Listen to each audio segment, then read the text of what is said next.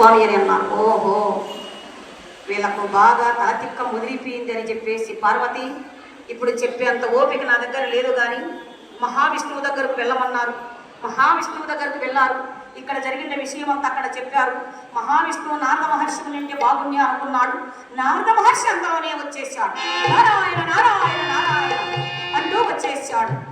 నారద, మీ అమ్మగారు ఏదో ప్రశ్న అడుగుతున్నారు, వారికి జవాబు చెప్పి పంపించవయ్యా అని అన్నారు. అమ్మా త్రిమాతలారా, అమ్మా నమస్కారం అమ్మా అని అన్నారు. అది సరే నారద, మీరు త్రిలోక సంచారులు కదా, మీకు తెలిసే ఉంటుంది కనుక మమ్మల్ని మించిన పతివ్రతలు ఏదైనా ఉన్నారా నారద?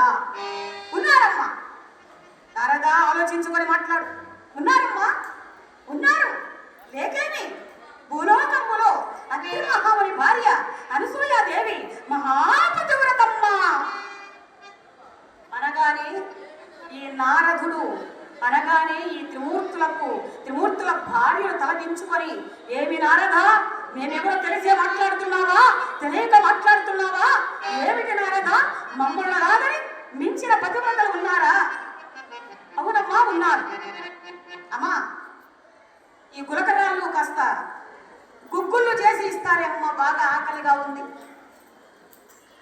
టైము అయితా ఉంది,